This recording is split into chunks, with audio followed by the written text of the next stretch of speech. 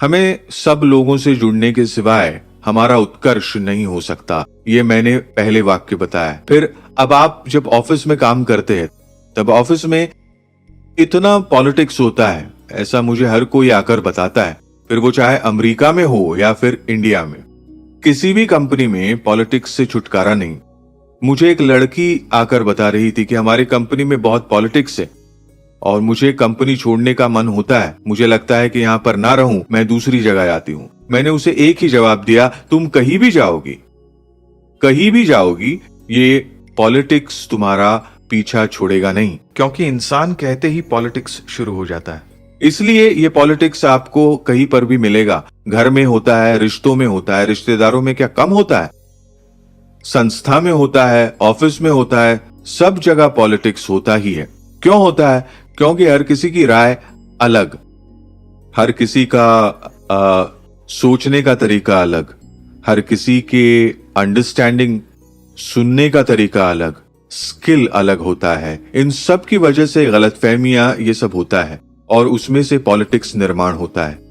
फिर हर किसी में हम आगे बढ़े, ये जो भावना है उसमें से भी पॉलिटिक्स निर्माण होता है, क्योंकि हर कोई दूसरे को नीचे कैसे दबा सके और मैं ऊपर कैसे जाऊं इस बारे में सोचता है। इसलिए पॉलिटिक्स हर जगह होता ही है। फिर इस पॉलिटिक्स का सामना करना है या इससे दूर भागना है, भाग तो नहीं सकते, भागकर कहीं दूसरी जगह जाएंगे वहीं। कभी कभी आसमान से गिरकर खजूर में पे अटकता है। इसलिए इसका कैसे सामना करें, क्योंकि हमने अपनी तरफ से हर किसी के बारे में अच्छे विचार करने की शुरुआत की। इसी के बारे में जब हम सोचते हैं तब उसका हम स्मरण करते हैं और हमारा बटन शुरू होने की वजह से हमारा कनेक्शन शुरू हो जाता है। और ये हर किसी से कनेक्शन शुरू होते हुए अच्छे विचार उसमें डाले उस वायर में, तो वो सामने वाले तक पहुंचते हैं और हर तरफ से हमें सपोर्ट मिलना शुरू हो जाता है। याद रखें, ये सदगुरु जी की एक बहुत बड़ी खोज है और इस खोज का इस्तेमाल हमें डे टू डे लाइफ में करना है। याद रखिए, जीवन विद्या ये घर में बैठकर कुछ करने के लिए नहीं है। सदगुरु जी ने कहा कि आप फील्ड पर जाइए और जीवन विद्या का टेस्टिंग करके देखिए, लेबोरेटरी में जीवन के टेस्टिंग करके देखिए। यानी क्या, आप जीवन का सामना कीजिए और सदगुरु जी का हर एक प्रिंसिपल आपको कैसे उत्कर्ष की तरफ ले जाता है ये देखिए। इसलिए ये मैंने विषय यहीं पर लिया हुआ है, क्योंकि हम जितना लोगों का भला सोचेंगे, अच्छा सोचेंगे, उतना ही हमें हर किसी से सपोर्ट मिलेगा।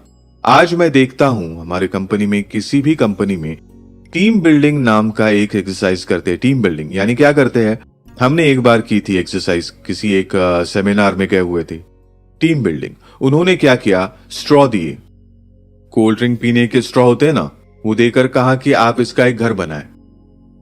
अब एक को बनाने में कितना टाइम लगेगा और 10 लोगों को बनाने में कितना टाइम लगेगा, ऐसा कोई गेम वो खेल रहे थे और हमें प्रूफ करके दिखाया कि 10 लोगों ने काम किया तो कितना सुंदर काम होता है और जल्दी होता है। अब ये सब समझने के लिए स्ट्रॉ लेकर बैठने को हम क्या बच्चे हैं?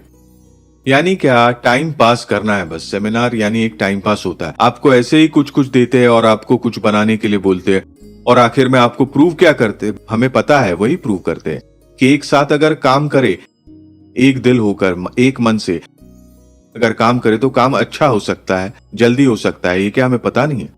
और वो होता नहीं है, ये बड़ी प्रॉब्लम है। इसलिए हम जो सिखाते हैं वो अलग सिखाते हैं। वहां पर वो क्या सिखाते हैं, ये सेमिनार करते हैं और सेमिनार होने के बाद दारू पीते हैं। टीम बिल्डिंग, एक साथ दारू पीने से सब एक हो जाते हैं। मैं कह रहा हूं ना आपसे, मैंने कंपनियों में काम किया इसलिए कह रहा हूं आपसे, एक आध प्रोजेक्ट अगर अच्छा चल रहा हो तो बीच बीच में टीम बिल्डिंग के लिए उनकी पार्टियां होती है। टीम बिल्डिंग के लिए फिर वो सारे साथ मिलकर पार्टियां करते, खाते पीते बढ़िया से, नाचते हैं, फिर दारू पीते हैं और फिर कंपनी में आते हैं। जब उतरती है, चढ़ते ही क्या होता है पता है ना, चढ़ने के बाद सब एक ही होते हैं, उन्हें एक ही दिखाई देते, क्योंकि एक ही सोच के लोग बढ़िया से झूम रहे होते हैं, इसलिए उनको उसमें मजा आता है। उस वक्त उन्हें कुछ महसूस नहीं होता, तब वो सारे हाथ में हाथ मिलकर झूम रहे होते हैं। और एक बार उतर गई, कंपनी में वापस आ गए, फिर आप कौन और मैं कौन। ऐसे से टीम बिल्डिंग नहीं हो सकती। टीम बिल्डिंग यानी ज्ञान से होती है, याद रखिए। और ये ज्ञान जब हमें प्राप्त होता है कि हम एक साथ कैसे रहे, इकट्ठा कैसे रहेंगे जब समझ में आता है, तब हमारी टीम बिल्डिंग होकर हम अच्छा काम कर सकते हैं। इसलिए हम जो टीम बिल्डिंग सिखाते हैं उसमें हम बताते हैं एक दूसरे को दारू मत पिलाइए, दारू पिलाने से कुछ नहीं होगा, एक दूसरे को अच्छे विचार पिलाइए। ये आसान है, याद रखें। उसके लिए एक कौड़ी का खर्च नहीं है। फिर हमें क्या करना है, अच्छे विचार देने हैं लोगों को, अच्छी भावनाएं उनके बारे में, सभी अच्छी अच्छी बातें अगर उन तक हमने पहुंचाई, वो विचारों द्वारा, डायरेक्ट भी देनी नहीं है। डायरेक्ट तो बोलना है कि क्योंकि दोनों महत्वपूर्ण है। आप जब मीठी बातें करते हैं तब दूसरों को अच्छा लगता है, पर मीठी बातें बोलने के बाद दूसरा कैसा है इस पर निर्भर करता है, क्योंकि मीठी बातें की नहीं कि दूसरी महिला क्या कहती है, कुछ तो प्रॉब्लम है, उसके सिवाय मीठा नहीं बोलेगी। कल ही सीरियल देख रहा था, उसमें नांदा सौख्य भरे, शायद उस सीरियल में वो महिला मीठी मीठी बातें करती है, उसके बाद उसके मन में पहला सवाल उठता है कि मीठी बातें कह रही, कुछ तो गड़बड़ है। यानी सिर्फ मीठा बोलने से इंसान के मन में सवाल भी पैदा होता है कि कुछ तो इसे मुझसे काम करवाना है, कुछ तो इसकी चाल जरूर होगी, उसके सिवा ये मीठी बातें नहीं कर सकती। बाहर से जो मीठा बोलना होता है उसमें संदेह पैदा हो सकता है, लेकिन हम जब अंदर से मीठा बोलते हैं तब वहां संदेह नहीं होता, वो डायरेक्ट अंतर्मन को जाकर छूता है और अंतर्मन से वो प्रतिक्रिया मिलने लगती है और आपको सपोर्ट हर जगह से मिलने लगता है।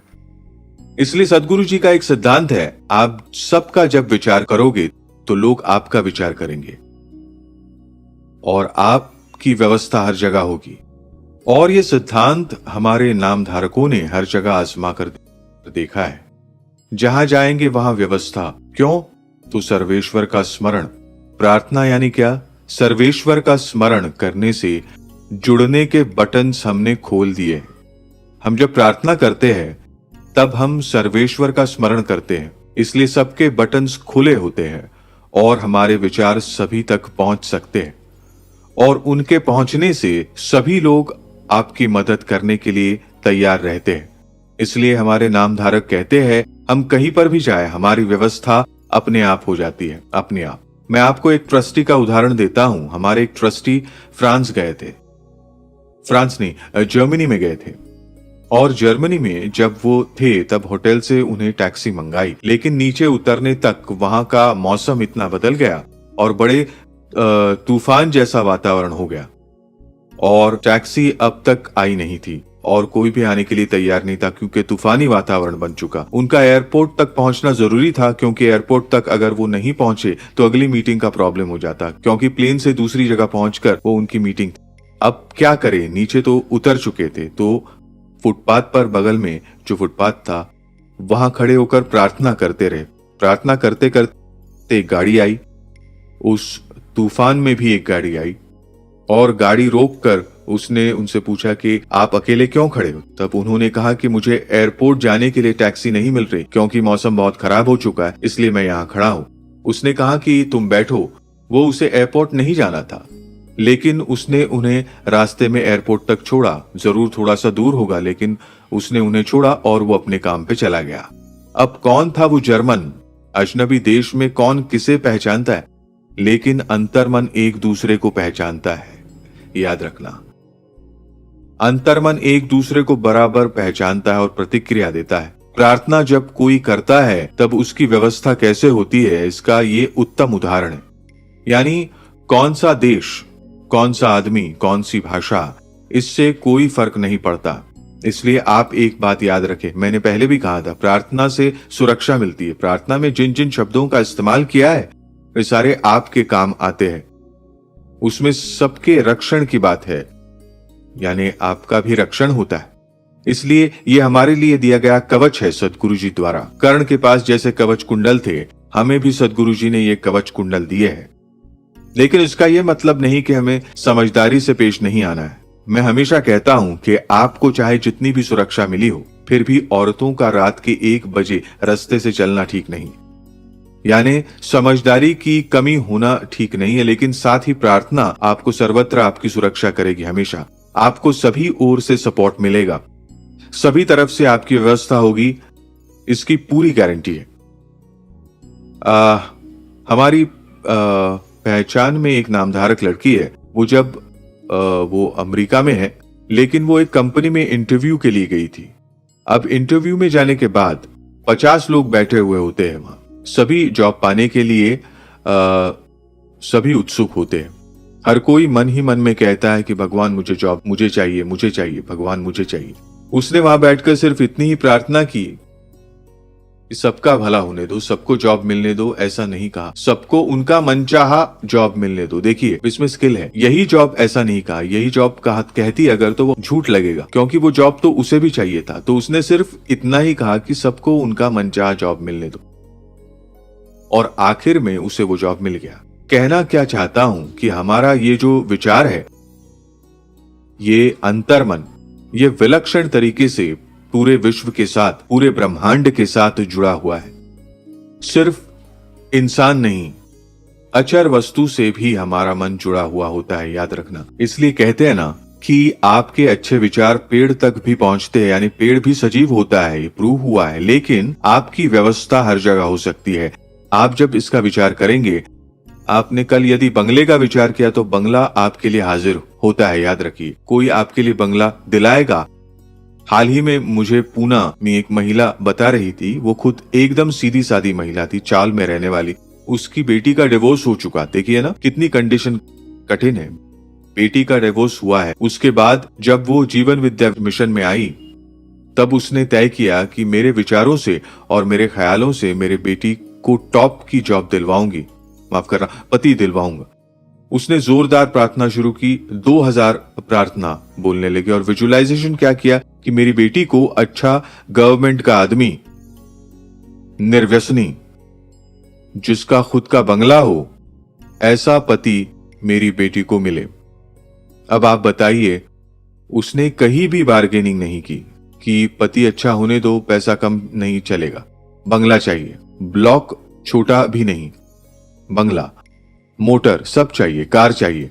और आप विश्वास नहीं करेंगे, उसे जिस लड़के का रिश्ता आया, वो लड़का गवर्नमेंट में बड़ा ऑफिसर, उसका खुद का बंगला, निर्व्यसनी और खुद की कार। और डिवोर्सी लड़की से उसने रिश्ता जोड़ा और आखिर उसकी शादी हुई। यानी स्मरण करने से कि लोगों के बारे में जब आप अच्छा सोचते हो, तब किसी भी मटेरियल थिंग पर अगर आप फोकस करते हो, तब भी वो मटेरियल थिंग आप तक पहुंचती है, याद रखना। अब पहुंचाने वाले दूसरे होंगे, ये बात अलग है। कहना यह चाहता हूं कि मटेरियल चीज भी आप आकर्षित कर सकते हैं। जो इंसान पैसों के बारे में सोचता है, हमेशा पैसों का इतने प्रतिशत या फिर शेयर मार्केट, उसके पास पैसा आने लगता है, क्योंकि वो सिर्फ पैसों के बारे में सोचता है। लेकिन उसके पास सुख नहीं आता, क्योंकि सुख का विचार नहीं करता। ये बड़ा सवाल है। जो लोग सिर्फ पैसों का विचार करते हैं, उनके पास पैसे आते, लेकिन सुख के मामले में फिर वो मार खा जाते हैं। इसलिए सदगुरु जी ने कहा है, सुख का विचार करे, सुख में सारी चीजें आती है। पैसा भी आया, फैमिली भी आई, सारी चीजों से आपको सुख मिलेगा। इसलिए सदगुरु जी ने जो प्रार्थना दी है, तो इसी प्रिंसिपल पर सदगुरु जी ने आपको ये प्रार्थना दी है, याद रखिए। इसलिए अगर टीम बिल्डिंग करनी हो, सभी ओर से आपकी व्यवस्था हो, ऐसा चाहते हो आप, सभी से आपको सपोर्ट मिला, तो फिर आपका उत्कर्ष कोई नहीं रोक सकता, याद रखें, कोई रोक नहीं सकता। इसलिए आज हमारा जो विषय है, वर्क लाइफ बैलेंस में हमें कैसे आगे जाना है और खुद का उत्कर्ष कैसे हासिल करना है, कैसे करवाना है, ये मुझे युवाओं को बताना है कि आपके विचारों में अगर आपने परिवर्तन किया और आपने अगर अच्छी प्रार्थना की, तो आपका उत्कर्ष तीव्रता से हो सकता है।